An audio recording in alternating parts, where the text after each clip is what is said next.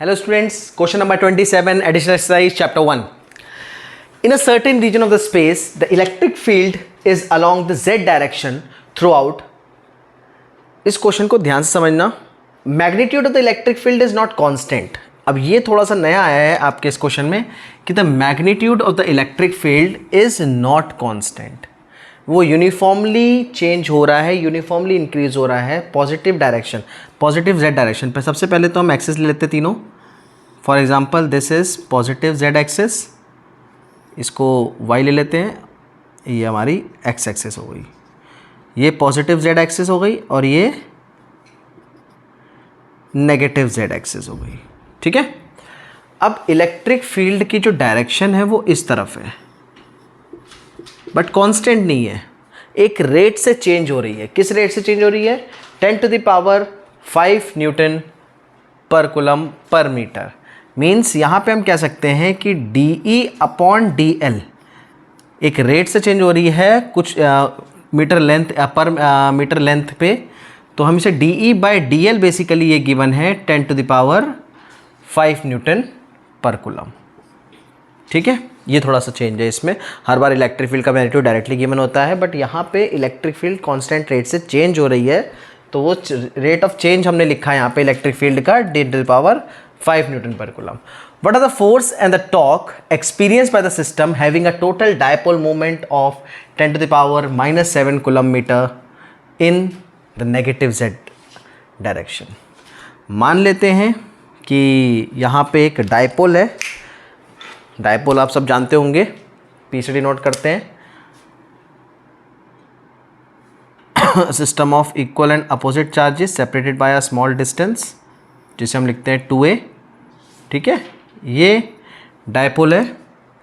अब इस पे फोर्स और टॉर्क कितना लगेगा ये हमें बताना है.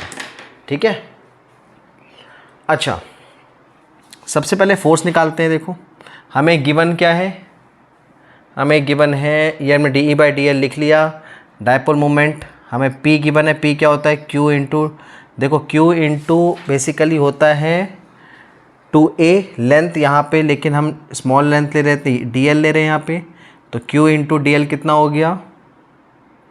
-10⁻⁻7 कूलम-मीटर. ठीक है. dE/dl है, Q है. सबसे पहले हम निकालेंगे फोर्स. तो force experience by this system is given by F = Q into E.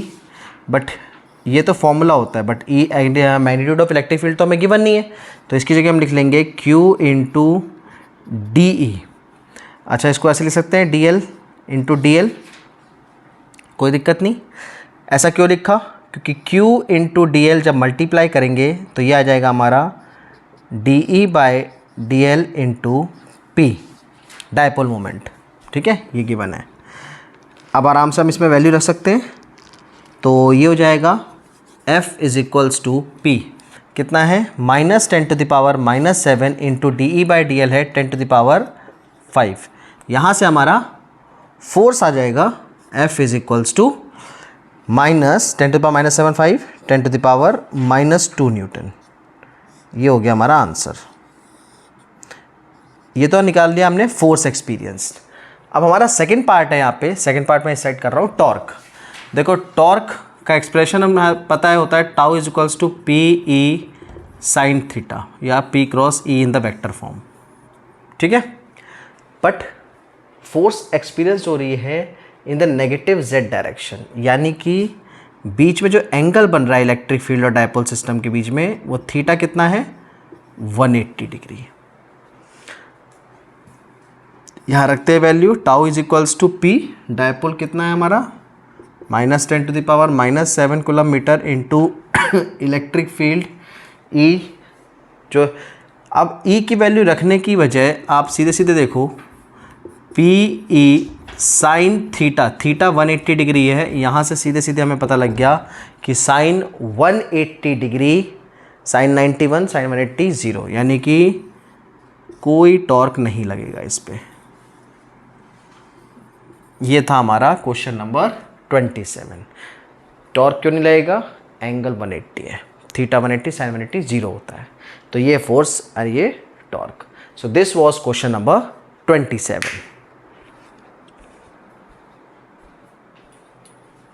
आप लोग नोट कर सकते हो इसे.